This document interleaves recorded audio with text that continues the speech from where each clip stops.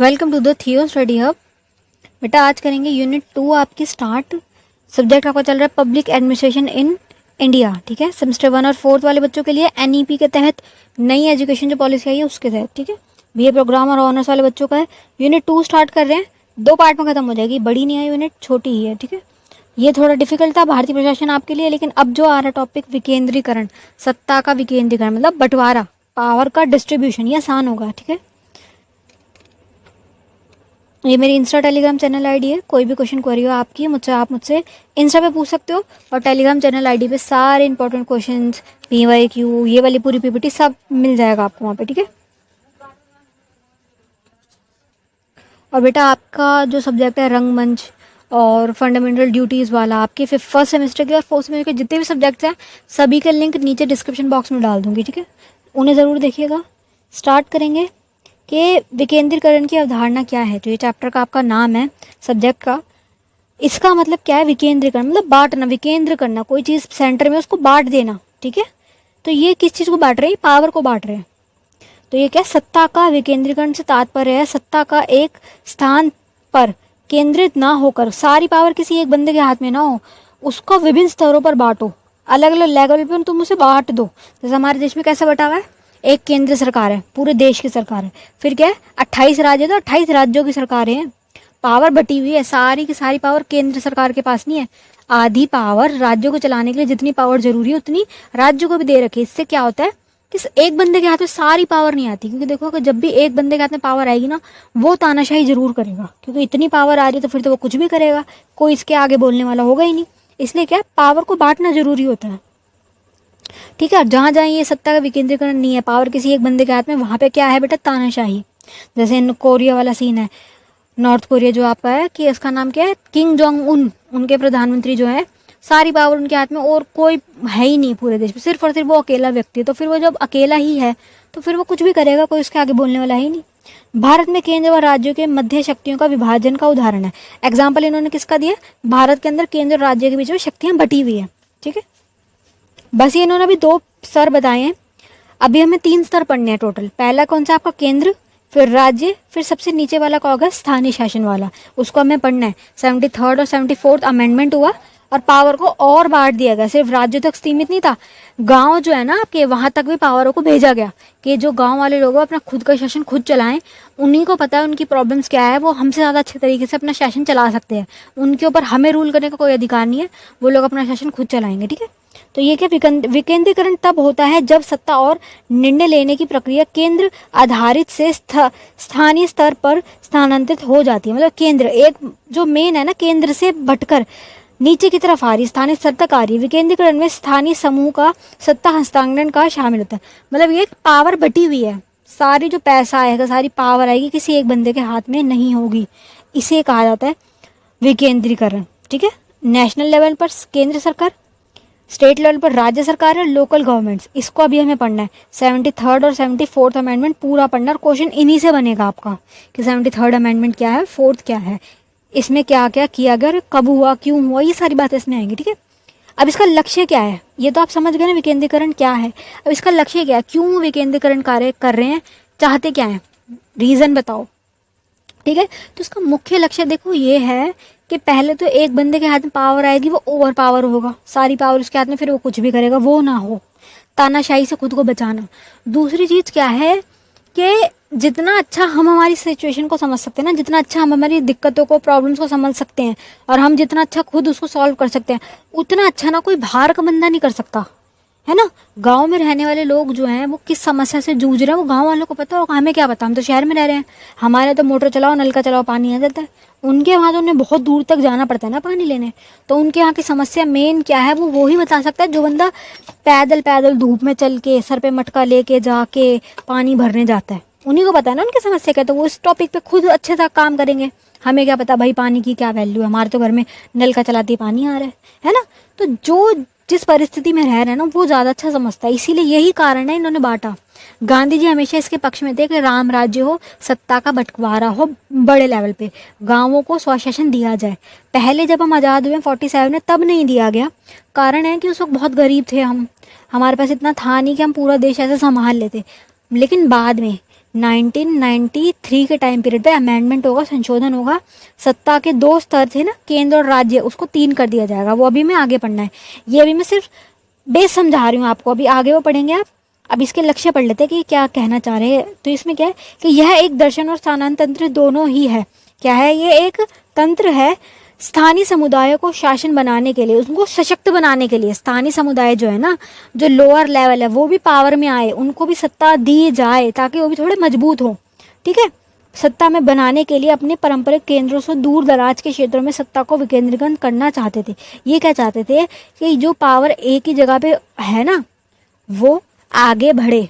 दूर दराज के एरिया हैं, बहुत सारे ऐसे एरिया जहाँ पे नेटवर्क्स नहीं आते, टीवी नहीं है उनके पास, उन्हें कुछ पता ही नहीं होता कि क्या चल रहा है, उनके पास कोई जागरूकता नहीं है, जीरो जागरूकता पे जी रहे हैं वो, उन्हें यही नहीं पता उनके अधिकार क्या। वहाँ तक भी क्या है, पावर दी जाए, वहाँ भी चुनाव हो, वहाँ के लोग खड़े हों, उन्हें पैसा दिया जाए, उनको समस्याओं को सुलझाने का, उनकी क्या प्रॉब्लम्स है वो बातें उठ के बाहर तक आए। ठीक है, स्वयं सत्ता विकेंद्रीकरण की प्रक्रिया में मापने के लिए विकेंद्रीकरण और मापदंड में भागीदारी है। क्या बोल रहे हैं? स्वयं सत्ता, इसका मेन लक्ष्य क्या है विकेंद्रीकरण का? स्वयं सत्ता। स्वयं सत्ता क्या बोल रहा? खुद का शासन, स्वयं शासन। स्वयं शासन को क्या है, ये प्रमोट करेगा कि खुद लोग शासन करें, कोई और उनके ऊपर क्या है, शासन ना करे। ठीक है, ये बताया कि विकास के लिए ना सत्ता का विकेंद्रीकरण बहुत जरूरी है, क्योंकि अगर एक बंदे के हाथ पावर होगी ना, वो अपना सोचेगा, वो पूरे देश का नहीं सोचेगा।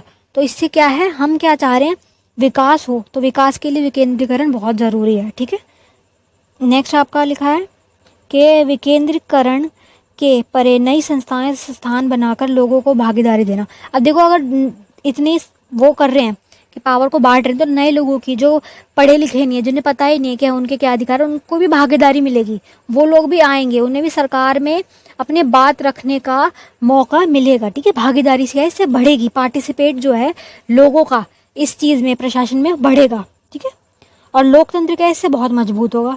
लोकतंत्र का तो मतलब ही है ना कि लोगों का तंत्र हो, जनता का शासन हो, इससे क्या है, लोकतंत्र स्ट्रांग होगा। विकेंद्रीकरण भी स्थानीय समुदाय में अपने स्वयं के विशेषों के लिए नियंत्रण करने के लिए विश्वास पैदा करता है। मतलब ये कि इससे क्या है, जनता के बीच में विश्वास होगा कि हाँ भाई, हमारे साथ कोई गलत नहीं कर रहा, हम पे जो रूल कर रहा है वो कोई बाहर का बंदा नहीं है, हमारा ही इंसान है, हमारा ही व्यक्ति है, जिसे हमने ही चूज करा है, हमारे जैसा ही है, उस पर क्या है, बंदा ज़्यादा विश्वास करता है।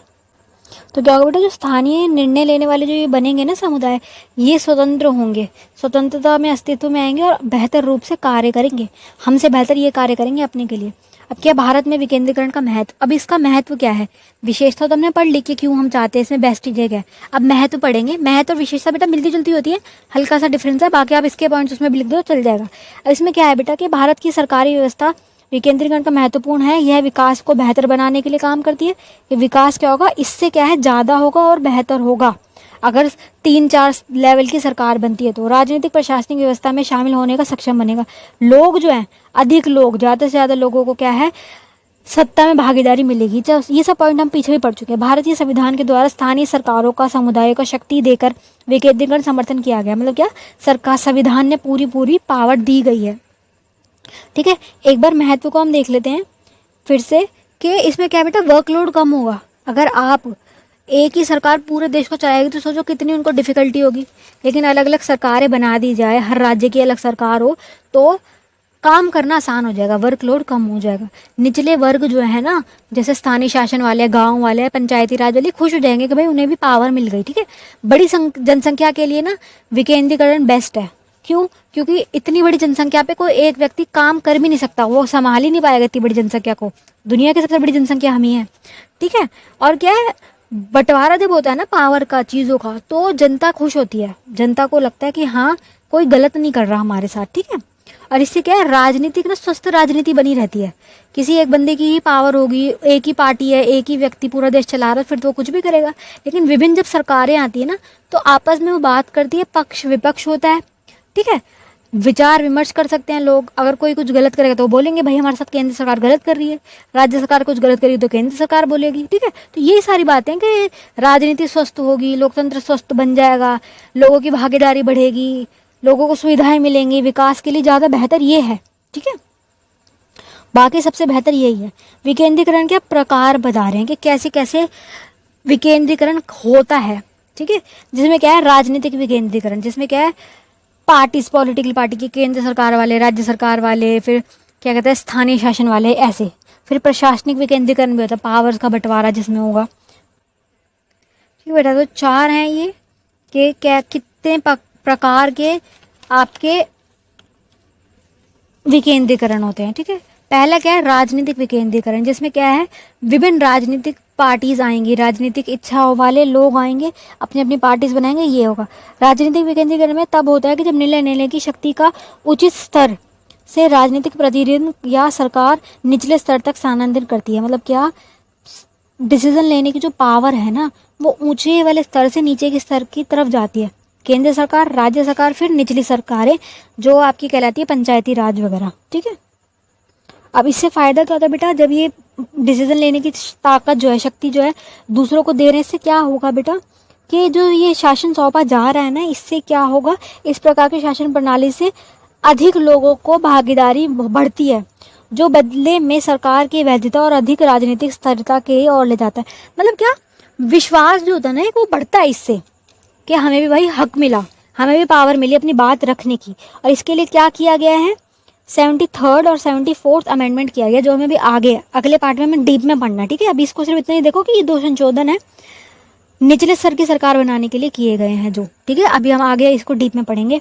दूसरा क्या है, सेकंड पॉइंट क्या है, प्रशासनिक विकेंद्रीकरण, प्रशासन वाले इसमें आएंगे। प्रशासन बेटा हमने आपने पूरा पढ़ा भी, यूपीएससी वाले जो पूरे प्रशासन वाले थे, अलग अलग विभाग थे, तो उसमें यही बता रहे कि हर अलग काम के लिए अलग अलग यूनिट्स हो, अलग अलग ऑफिस हो। ठीक है, अलग अलग विभाग हो, कार्य बटा हुआ है, कोई किसी एक नहीं है कि कोई एक ही विभाग है वो सारा काम कर रहा है। अलग अलग विभाग अलग अलग कार्य करेगा। जैसे शिक्षा का विभाग अलग है, स्वास्थ्य का विभाग अलग है, सुरक्षा वालों का विभाग अलग है, सारे विभाग अलग अलग है। तो इसे क्या बोलेगा, प्रशासनिक विकेंद्रीकरण। प्रशासन के बाद जो पावर आएगी ना, जो पैसा आएगा, सत्ता आएगी, वो बटी हुई है कार्यालयों में अलग अलग। ठीक है, थर्ड क्या है, वित्तीय विकेंद्रीकरण। इसमें क्या है बेटा, वित्तीय क्या होता है बेटा, पैसा। ठीक है, फाइनेंशियली पैसा दिया जाएगा, सारा ही सारा पैसा केंद्र सरकार नहीं रखेगी, केंद्र सरकार राज्य सरकार को पैसा देगी कार्य काम करने के लिए। और राज्य सरकारें, निचली सरकारें जो हैं, जिनका नाम क्या है, पंचायती राज वगैरह, स्थानीय शासन जिन्हें कहा जाता है, उन लोगों को पैसा दिया जाएगा। ठीक है, वित्तीय विकेंद्रीकरण के सारा का सारा पैसा वो ही नहीं रखेंगे केंद्र सरकार वाले, सारा पैसा क्या है बांटा जाएगा। फोर्थ आपका क्या है, कार्यात्मक विकेंद्रीकरण। काम भी डिवाइड होगा कि कौन क्या काम करेगा। तो ये कार्य करने की जो है 3 सूचियां बनाई गई हैं, केंद्र सूची, राज्य सूची और समवर्ती सूची, कि केंद्र किन किन काम को कर सकती है उसकी पूरी लिस्ट है। राज्य सूची में राज्य क्या क्या काम कर सकती है वो लिस्ट है, और समवर्ती सूची में बेटा क्या है, राज्य और केंद्र दोनों मिलके जो काम कर सकते हैं ना, वो है समवर्ती सूची। कि ऐसे टॉपिक जिसमें दोनों ही काम कर ले, कोई मतलब गड़बड़ी नहीं होगी। जैसे केंद्र सरकार है, केंद्र सूची में सारे बड़े बड़े टॉपिक आएंगे, देश की रक्षा के मामले, दूसरे देशों से संबंध के मामले, हाईवे के मामले, बड़े बड़े मामले सारे केंद्र सूची में आएंगे। और राज्य सूची में सिर्फ राज्य से रिलेटेड मामले आएंगे, बाहर के मामले नहीं आ सकते कि हमारा देश दूसरे देश से कैसे बात करे, उससे रिलेटेड नहीं आएंगे, सिर्फ राज्य से रिलेटेड। और समवर्ती सूची में कैसे मामले होंगे, छोटे मोटे, जैसे शिक्षा से रिलेटेड टॉपिक हो गया, क्योंकि शिक्षा पे अगर केंद्र भी काम करे और राज्य भी काम करे तो कोई इसमें कोई बड़ी बात नहीं, नॉर्मल बात है ऐसे। तो इसको एक बार रीड कर लेते हैं। क्या है कि इससे तात्पर्य है कि राज्य और केंद्र स्थानीय निकायों में कार्यों का हस्तांतरण होगा। मतलब कार्य, वर्क क्या है, डिवाइड है कि कौन क्या काम करेगा, ताकि ये सौंपे गए कार्य उत्तर निर्वात हो, मतलब काम ढंग से। उदाहरण के लिए भारत में 73rd संशोधन में भारत में संविधान में 11वीं और 12वीं अनुसूची के तहत पंचायती राज की संस्थाओं को 19 कार्य दिए गए कि ये लोग जो ये वाले हैं 73rd और 74th अमेंडमेंट से जो आए स्थानीय शासन वाले, ये क्या क्या काम कर सकते हैं। तो 29 कार्य इनको दे दिए गए कि आप ये कर सकते हो, इससे बाहर नहीं कर सकते। ठीक है, तो क्या है, वर्क भी क्या है, डिवाइडेड है। चलिए बेटा, चैप्टर का पार्ट 1 खत्म हुआ है, पार्ट 2 में पूरा हो जाएगा। पार्ट 2 में कुछ नहीं है, 73rd और 74th अमेंडमेंट पढ़ना है हमें, और वो आएगा पेपर में। ठीक है, उसको अच्छे से करेंगे। बाकी best of luck for your exam. आपके बाकी के जितने भी सब्जेक्ट्स हैं उसके सभी के लिंक नीचे डिस्क्रिप्शन बॉक्स में है।